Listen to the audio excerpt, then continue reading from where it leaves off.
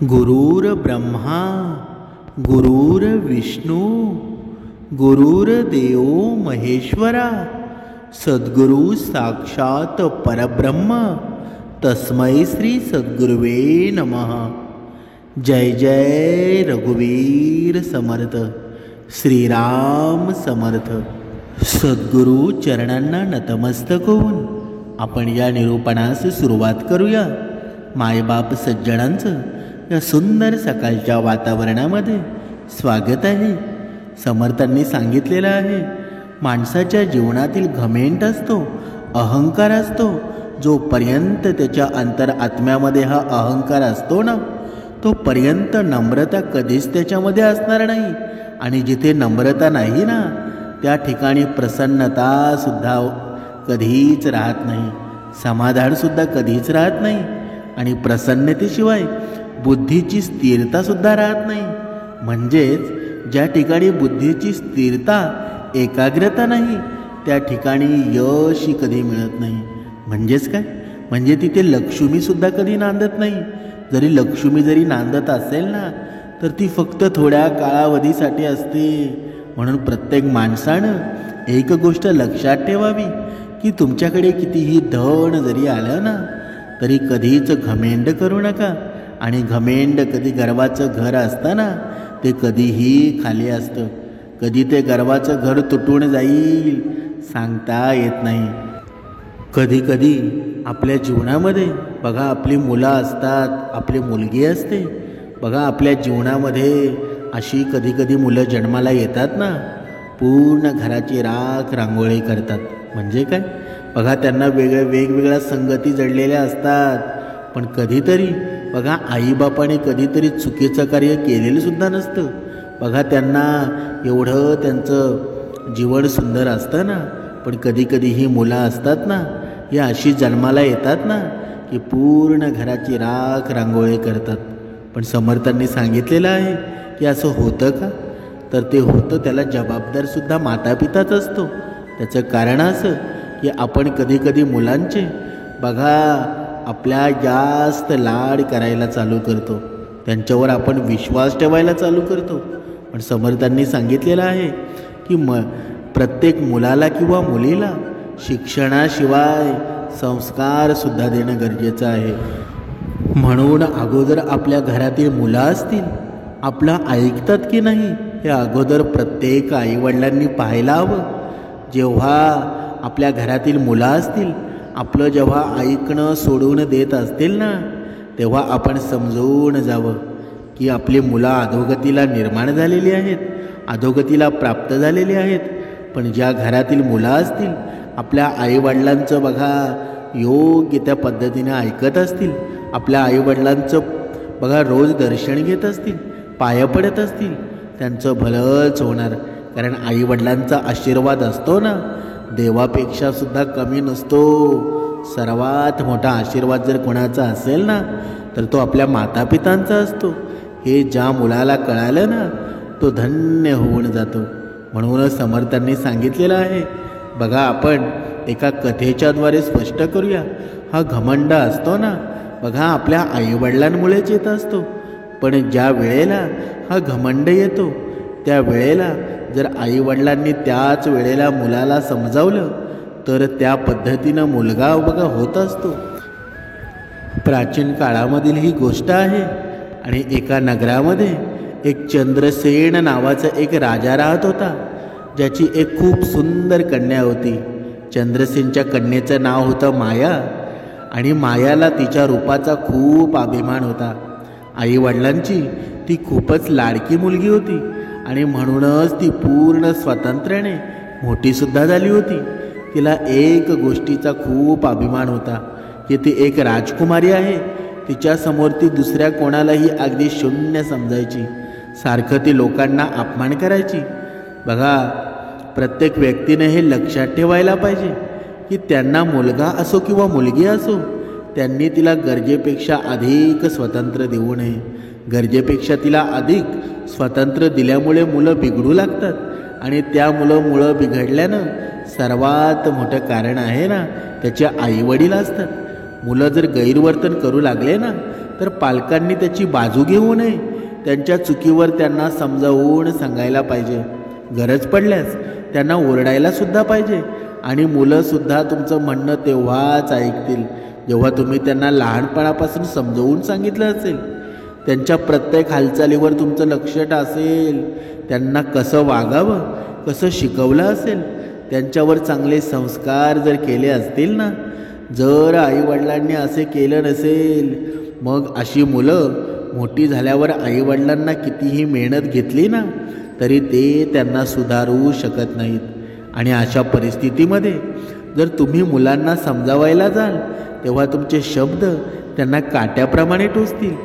म्हणून समर्थांनी सांगितलेलं आहे, जे मुलांचं लहानपणीचं वय असतं ना त्याच वेळेमध्ये जर मुलांना आपण समजवण्याचा प्रयत्न केला, त्यांच्यावर संस्कार केले तर नक्कीच आपली मुलं चांगली होतात.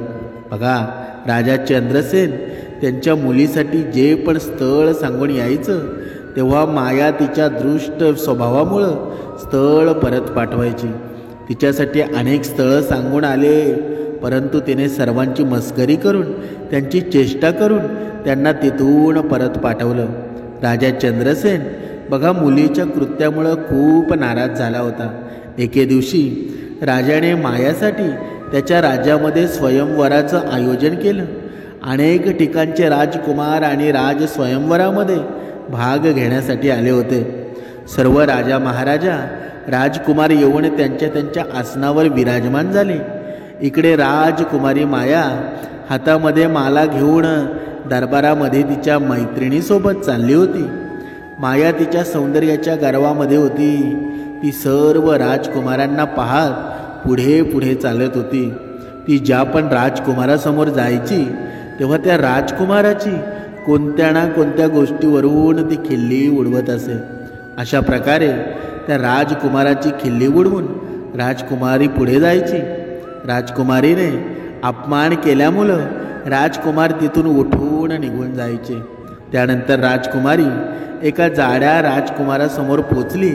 राजकुमारी त्या राजकुमाराची चेष्टा करत तिच्या मैत्रिणींना म्हणाली, हे सखींनो, बघा हा महाशयांना, याचं शरीर असं वाटत आहे ना जसं कोणी पिठाची गोण ठेवली आहे. राजकुमारी त्या राजकुमाराच्या शरीरावर वेगवेगळे विनोद करून हसत होती. राजकुमारीच्या चेष्टेमुळं राजकुमाराला लाज वाटली आणि तो तिथून निघून जातो. त्यानंतर राजकुमारी पुढच्या राजकुमाराजवळ बघा जाते आणि तो राजकुमार जरा उंच होता. राजकुमारी माया हिने तिच्या कठोर शब्दाने त्या राजकुमाराला सुद्धा अपमानित केलं. ती बोलू लागली, हे बघा, हा एखाद्या खांबासारखा माणूस दिसत आहे. या माणसाला एखाद्या चौकामध्ये उभे करून याच्यावर मशाल लावायला पाहिजे. राजकुमारीच्या या अपशब्दांमुळे नाराज होऊन तो राजकुमार सुद्धा तिथून निघून जातो. आणि एका राजकुमाराला खूप लांब दाढी होती. त्याला पाहून राजकुमारी हसत म्हणाली, माझ्या वडिलांनी तर माझ्या स्वयंवरामध्ये लांब दाढी असणाऱ्या बोकडाला सुद्धा बोलावलं आहे. या माणसासोबत माझी चप्पल सुद्धा लग्न करणार नाही. बघा, असा हा घमंड त्या राजकुमारीला होता. आणि त्या राजकुमारीच्या रंगाची, रूपाची आणि दाढीची खूपच चेष्टा करत होती. परंतु त्या राजकुमाराने राजकुमारीच्या बोलण्याचा अजिबात वाईट वाटून घेतलं नाही, कारण तो राजकुमार राजकुमारीवर प्रेम करू लागला होता. तो सुद्धा तिथून उठून निघून जातो. आणि अशा प्रकारे राजकुमारीने एक एक करून सर्व राजकुमारांना नापसंत केलं. ही गोष्ट राजा चंद्रसेन याला खूपच वाईट वाटली. तो विचार करू लागला की माझ्या मुलीनं दरबारामध्ये आलेल्या सर्व राजकुमारांना अपमानित करून त्यांना इथून पळवून लावलं आहे. या मुलीला तिच्या वागण्याची शिक्षा नक्कीच मिळेल. रागामध्ये राजाने भर दरबारामध्ये ही घोषणा केली की माझ्या मुलीच्या या अशा वागण्याबद्दल सर्वांची क्षमा मागत आहे. परंतु आज मी सर्वांसमोर जाहीर करतो की या कन्येचा विवाह आता आम्ही कुठल्याही राजपुत्राशी न करता एका भिकाऱ्यासोबत करणार आहे, जो रोज भीक मागून त्याचा उदरनिर्वाह करत असेल आणि त्या भिकाऱ्यासोबत राहून ही सुद्धा भीक मागूनच खाईल. तेव्हा तिला तिच्या कृत्याचा पश्चाताप होईल. राजाची ही घोषणा ऐकल्यानंतर दरबारामध्ये बसलेल्या सर्व राजकुमारांनी राजाची खूप स्तुती केली. सगळे म्हणू लागले, राजासाहेब, अशा या उद्धट मुलीसोबत असंच व्हायला हवं.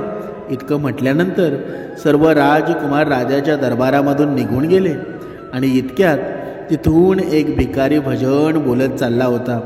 भिकाऱ्याचा आवाज ऐकल्यानंतर राजाने त्याच्या नोकराला पाठवलं आणि त्यानं भिकाऱ्याला त्याच्या दरबारामध्ये बोलावून घेतलं.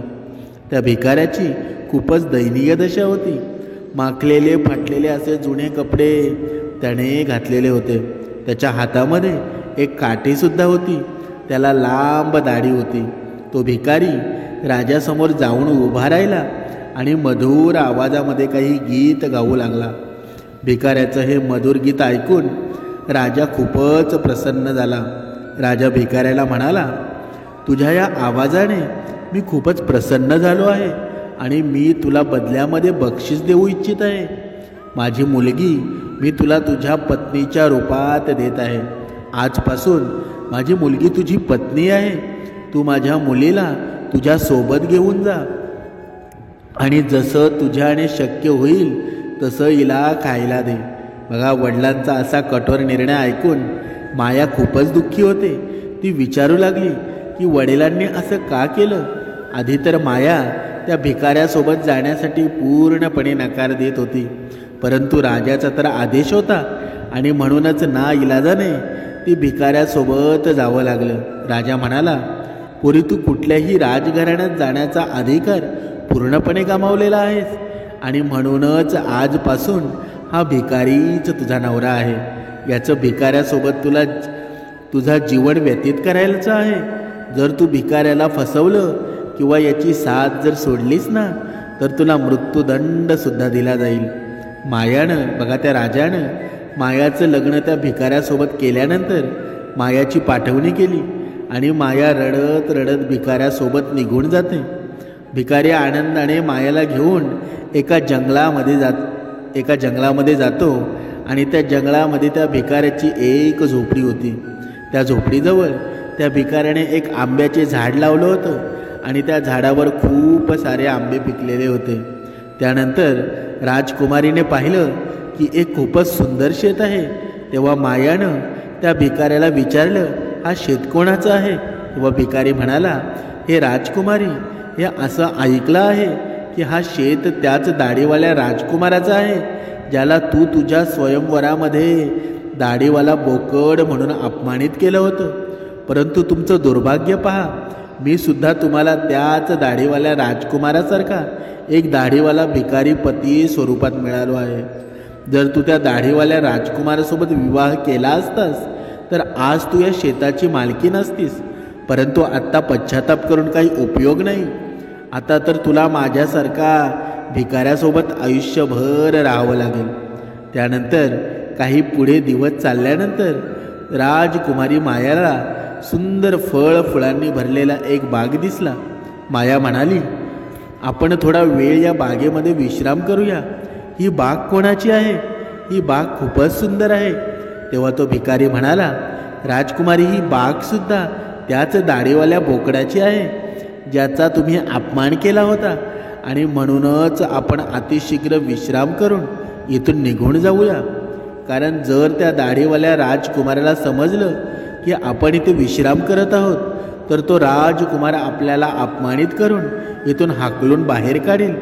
विचार करा, जर तुम्ही त्या दाढीवाल्या बोकड्यासोबत लग्न केलं असतं तर ही बागसुद्धा तुमचीच असती आणि माझ्यासारख्या भिकाऱ्यासोबत तुम्हाला यावं लागलं नसतं.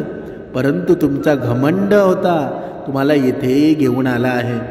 बघा, अशा प्रकारे राजकुमारी आणि तो भिकारी बोलत बोलत पुढे पुढे चालत होते.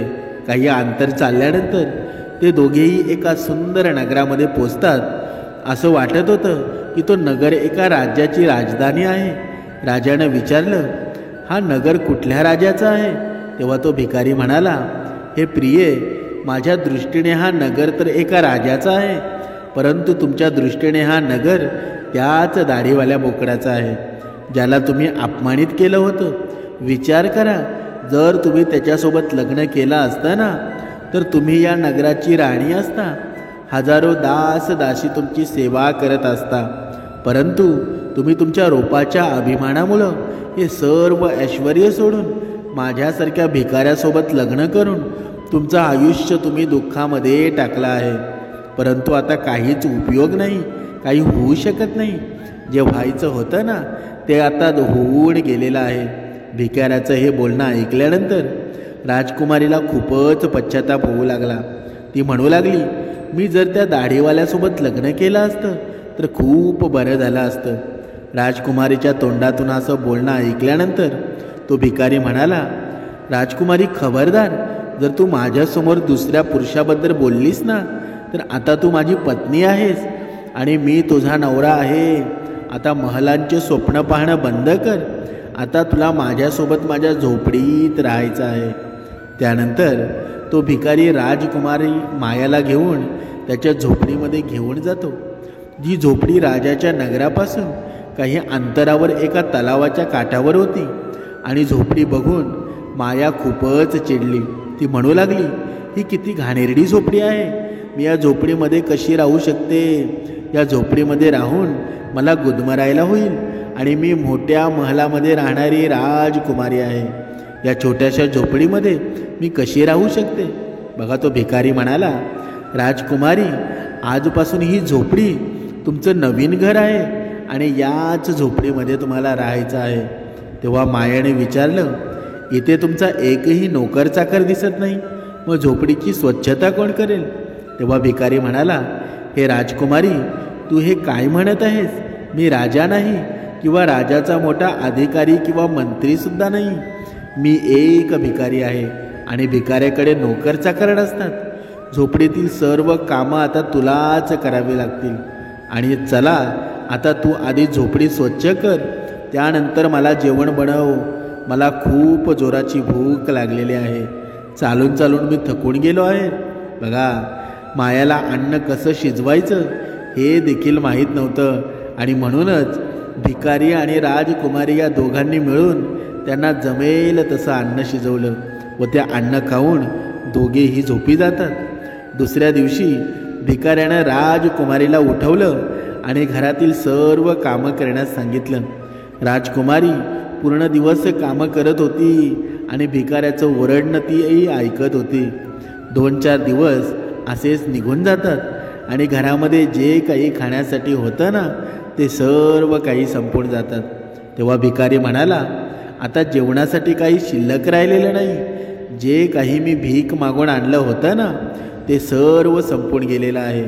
त्यामुळं आता आपल्याला अन्न मिळवण्यासाठी काहीतरी काम करावं लागेल. तुम्ही एक काम करा, मी तुम्हाला या आंब्याच्या झाडावरून एक टोपली भरून आंबे काढून देतो. तुम्ही ते आंबे बाजारात जाऊन विका. त्या भिकाऱ्याच्या झोपडीच्या साईडला एक आंब्याचं झाड होतं आणि ज्यावर खूपच आंबे आले होते आणि त्याच आंब्याच्या झाडावरती आंबे भिकारी राजकुमारीकडे काढून देणार होता. त्या भिकाऱ्याचं हे बोलणं ऐकल्यानंतर राजकुमारी म्हणाली, मी बाजारात आंबे विकायला जाणार नाही.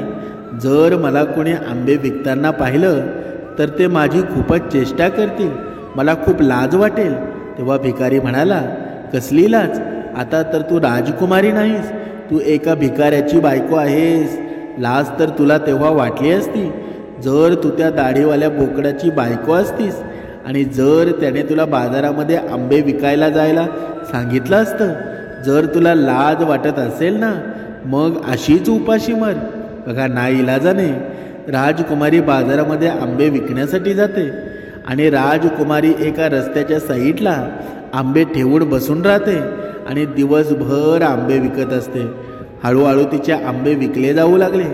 एके दिवशी जेव्हा राजकुमारी माया रस्त्याच्या बाजूला बसून आंबे विकत होती तेव्हा तिथे एका राजाचा मंत्री येतो व तो मंत्री राजकुमारीच्या आंब्याच्या टोपलीवर लाथ मारतो आणि तिचे सर्व आंबे इकडे तिकडे पसरून देतो. मंत्री राजकुमारीला म्हणतो, खबरदार, जर तू इथे आंबे विकलेस तर. राजकुमारीचे हे आंबे इकडे तिकडे पडले होते आणि राजकुमारीला खूप बघा नुकसान झालं होतं. हे सर्व पाहून राजकुमारीला अत्यंत दुःख झालं. ती रडत रडत त्या पुन्हा झोपडीच्या भिकाऱ्याजवळ आली. तिने सर्व हकीकत भिकाऱ्याला सांगितली की आज एका राजाच्या मंत्र्यानं तिचे सर्व आंबे रस्त्यावर फेकून दिले, त्यामुळं आज खूपच नुकसान झालेलं आहे. तेव्हा तो भिकारी म्हणाला, तू एकदम वेडी आहेस. जर तू रस्त्याच्या मधोमध बसून आंबे विकत असशील तर मंत्री ते आंबे फेकूनच देणार आहे. तुझ्यामुळे रस्त्यावरून चालणाऱ्या लोकांना त्रास होत असेल. आता तुझ्याकडून हे कामसुद्धा होत नाही. तुला कुठलेच काम सांगितलं ना तर तुला करता येत नाही. आता मी इथून जातो आणि तुझ्यासाठी एखादं चांगलं काम पाहून येतो.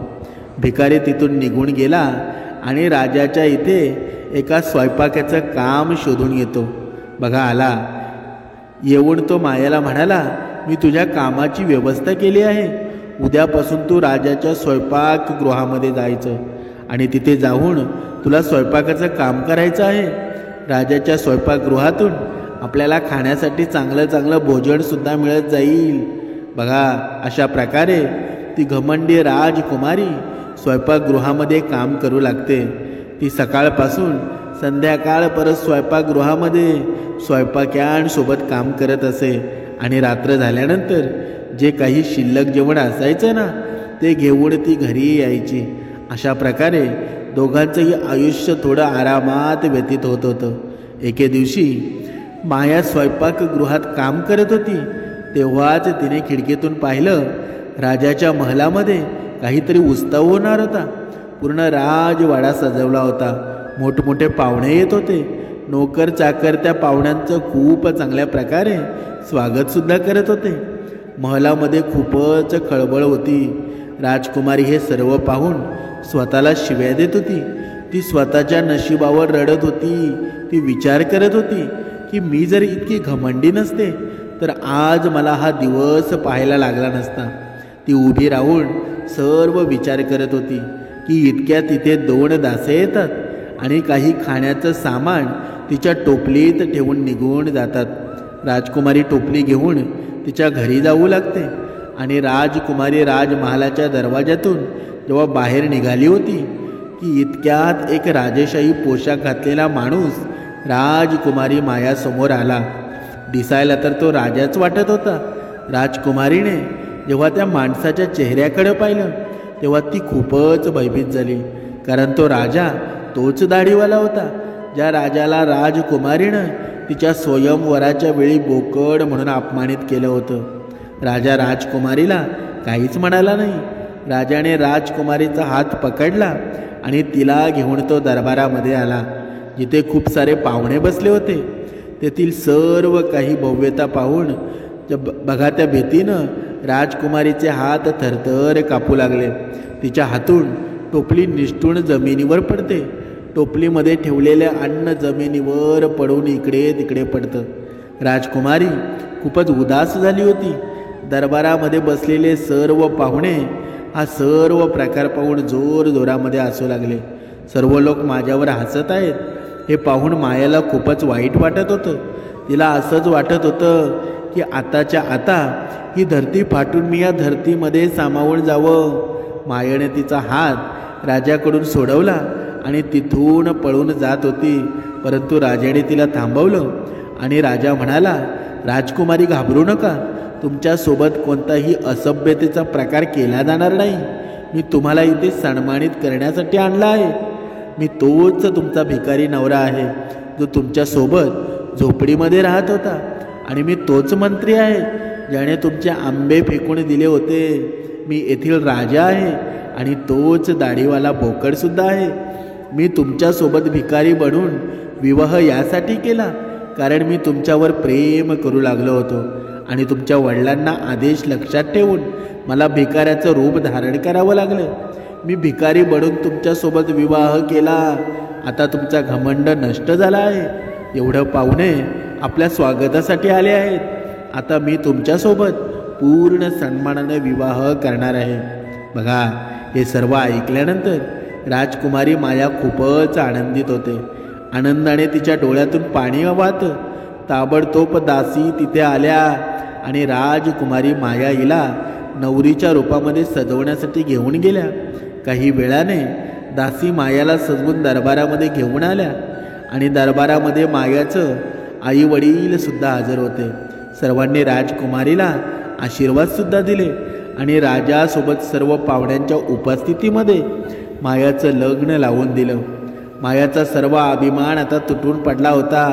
ती आता पूर्णपणे बदललेली होती. तिनं जीवन जगण्याची नवीन पद्धत शिकली होती.